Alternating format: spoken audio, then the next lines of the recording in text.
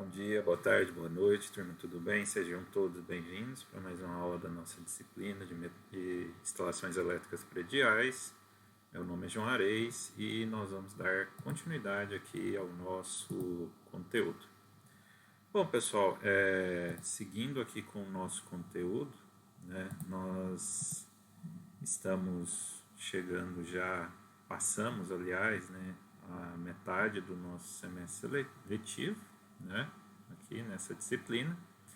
E nessa aula de hoje nós teremos mais uma aula prática, tá? Salvo engano, acho que esse já é o encontro EAD de número 15, ok?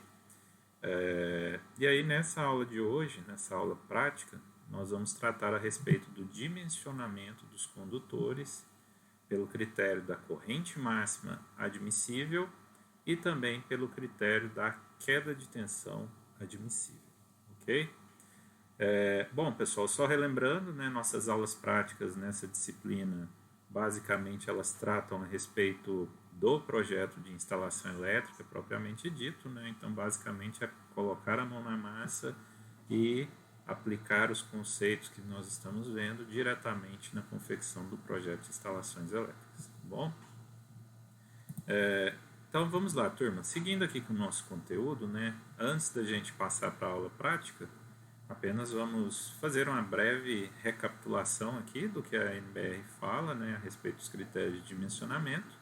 Então, conforme eu já mencionei várias vezes para vocês, são 6 os critérios, tá, que a norma prevê.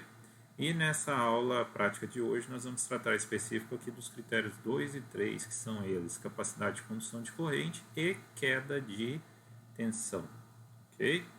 Só relembrando, né, que na prática, né, quando você vai fazer o dimensionamento condutor, prevalecerá a seção do maior condutor encontrado dentre esses 6 critérios aqui apresentados. Então vamos lá, pessoal. Então, já pensando, né, em executar a nossa aula prática diretamente relacionada com o projeto da nossa aula, eu peguei aqui a planta baixa, tá? E aí lá na planta baixa eu fiz esse recorte aqui, onde nós pegamos o QGBT, uma parte do corredor, e aqui um dos banheiros, né, das suítes que nós dispomos na casa, tá? Por que eu peguei este circuito aqui em específico, mais especificamente o circuito de um chuveiro? Eu peguei uma das piores condições em termos de carga, né, que é potência, o chuveiro, porque ele consegue evidenciar melhor os efeitos da queda de tensão, tá? Então, como objetivo da aula de hoje é fazer o dimensionamento tanto por capacidade de corrente quanto por queda de tensão, eu achei por bem, né, que ficaria bom mostrar numa condição de carga crítica, né, sendo esta uma carga de um chuveiro. Então está aqui a representação na nossa figura, né, do QGBT. Só lembrando, pessoal, eu não calculei o baricentro de carga, tá?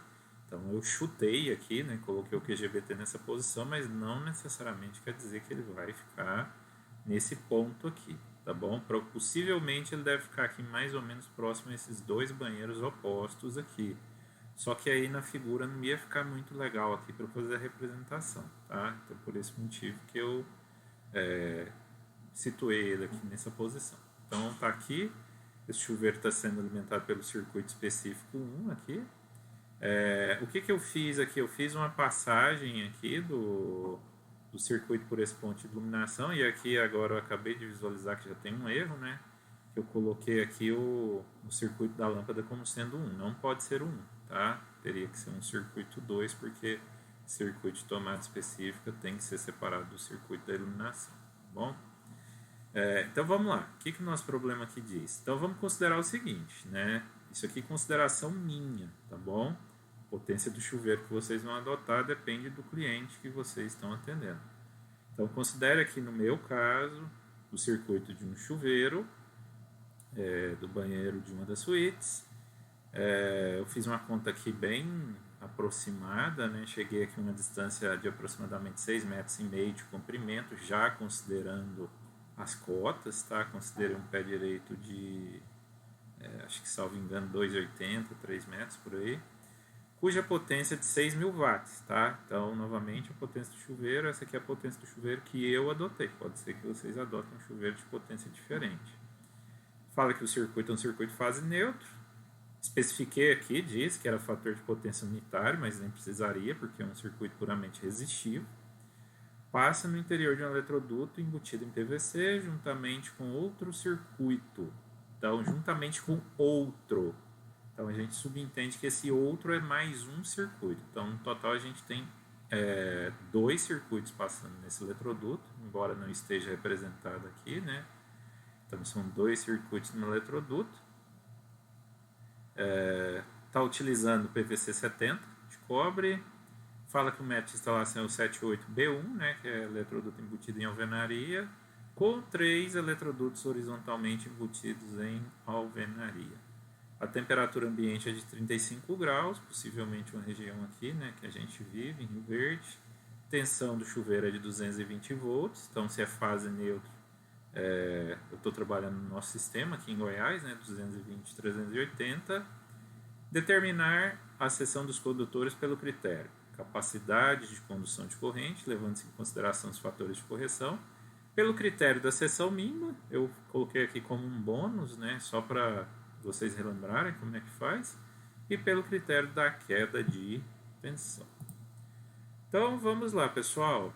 Conforme nós já vimos, né, para facilitar, basta a gente dividir em passos, né? Então, fazendo o cálculo pela capacidade de condução de corrente, o passo 1 seria o quê?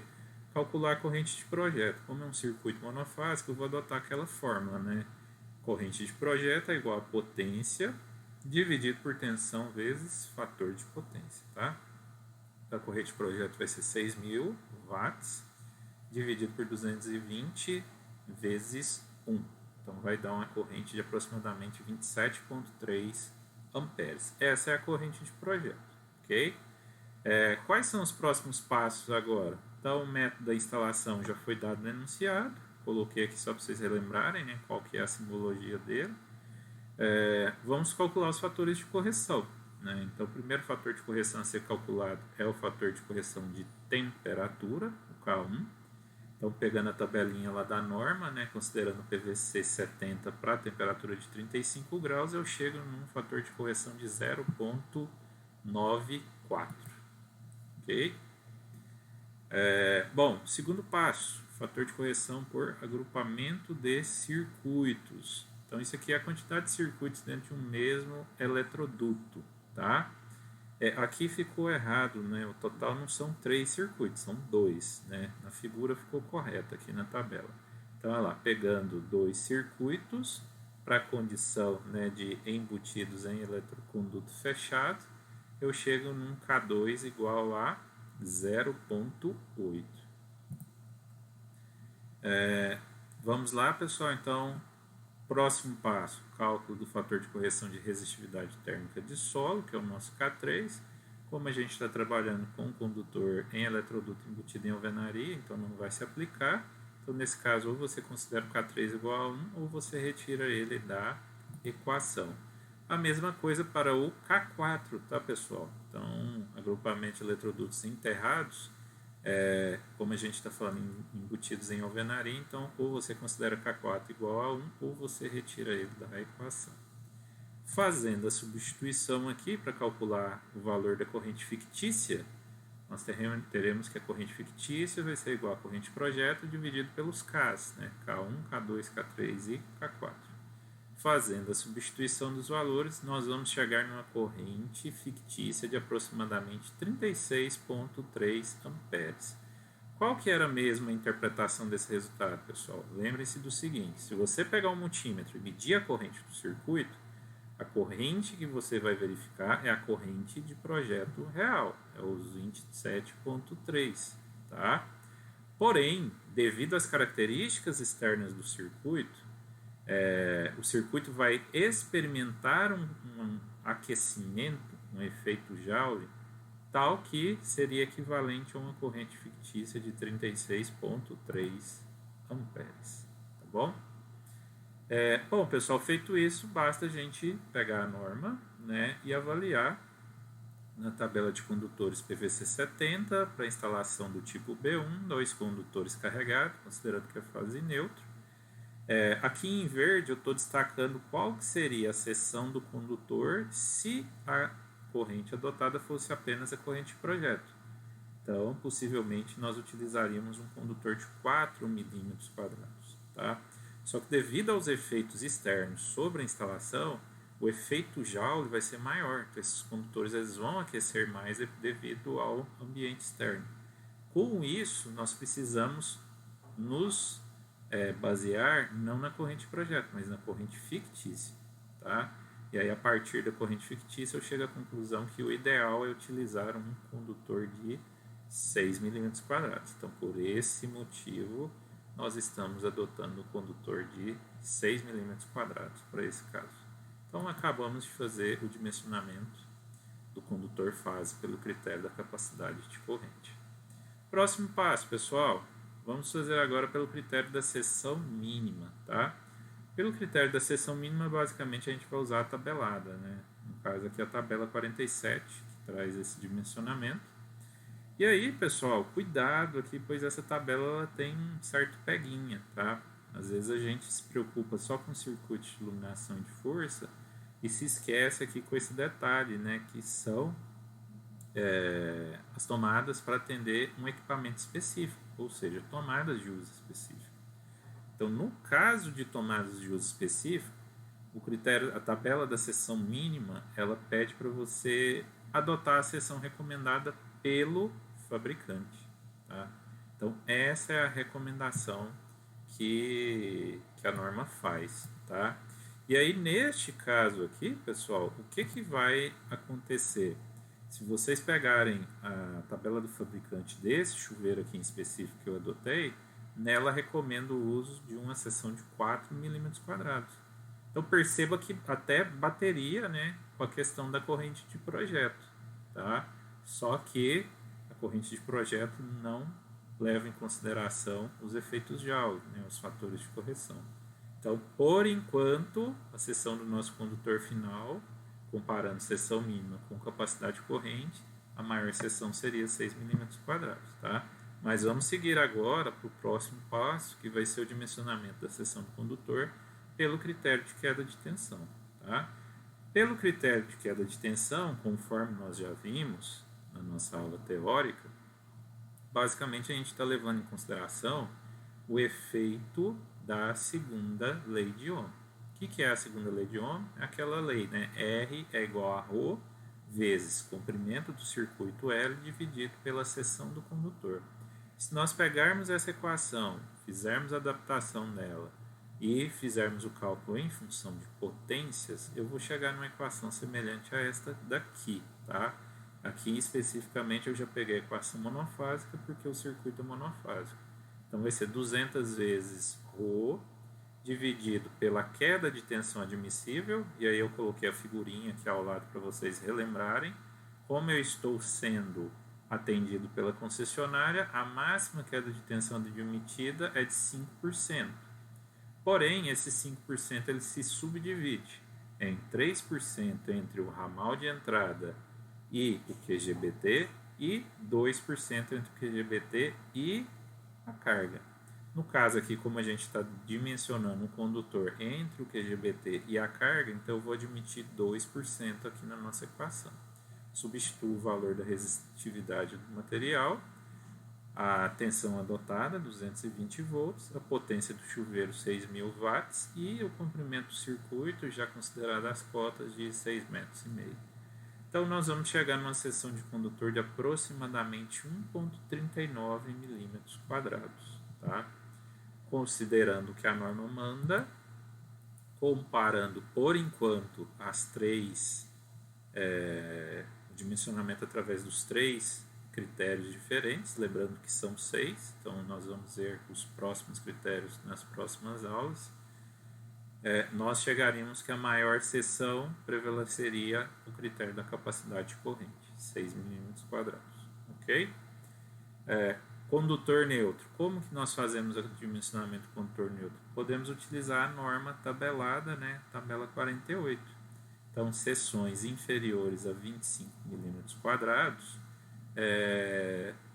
eu posso adotar um condutor do neutro com a seção igual à do condutor fase. Logo, a seção do condutor neutro nosso seria também de 6 milímetros quadrados. Ok? Pessoal, o que eu tinha para passar para vocês nessa aula prática de hoje era isso, ok? Nós fizemos o dimensionamento para um caso específico, tá? Aplicando capacidade de corrente, queda de tensão e seção mínima, ok? Nas aulas práticas anteriores, vocês já fizeram os lançamentos das tomadas de uso geral, das tomadas de uso específico, dos pontos de iluminação e dos comandos de iluminação. Na aula passada, nós fizemos o lançamento no projeto dos eletrodutos, dos condutores e fizemos ainda a divisão dos circuitos, ok? Então, nesta aula de hoje, nós fizemos agora, né, o dimensionamento da seção dos condutores, por esses 3 critérios. Fiz para um único caso, no caso aqui, uma tomada de uso específico. Agora, o que vocês precisarão fazer é o dimensionamento para os demais circuitos da sua instalação, tá? Por enquanto, considerando esses 3 critérios: seção mínima, capacidade de corrente e queda de tensão. Se você tiver 15 circuitos diferentes, você terá que repetir este passo aqui 15 vezes, tá? Só que aí para cada caso você vai ter uma potência diferente. Uma pergunta que vocês podem fazer: professor, tem circuitos às vezes que eles se ramificam em várias partes. Eu preciso fazer o cálculo do condutor para cada seção dele? Você deveria fazer sim, para cada seção, né? Para cada trecho de eletroduto que tem aquele circuito. Só que aí você teria um problema ruim. Você poderia ter o mesmo circuito com trechos com seções diferentes para condutores. Então, para evitar isso, o que você faz como inferência, né? Você considera a potência total do circuito e considera a distância mais crítica do circuito, ainda que naquele ponto não esteja toda a potência do circuito, tá? Mas você vai fazer dessa forma para fazer o dimensionamento pelo critério da queda de tensão, tá bom? Possivelmente, ainda por pior que seja o circuito, a queda de tensão a ser verificada não será tão drástica assim, tá bom? Pode ser que, mas acredito que ela não será tão drástica assim, ok? Pessoal, muito obrigado pela participação de vocês. Espero que vocês tenham compreendido e aprendido aqui a respeito dessa nossa aula, desses nossos critérios de dimensionamento. Qualquer dúvida, assistam novamente o material teórico, né? Assistam novamente esta nossa videoaula prática, façam a leitura dos materiais complementares também, e qualquer dúvida pode entrar em contato comigo pelo WhatsApp, pelo e-mail ou também pelo fórum aqui da nossa plataforma.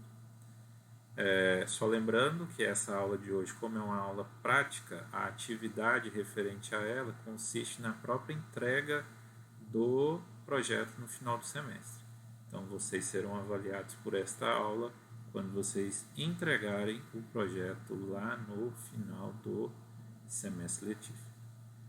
Turma, um grande abraço a todos, muito obrigado pela participação e até a próxima. Tchau, tchau.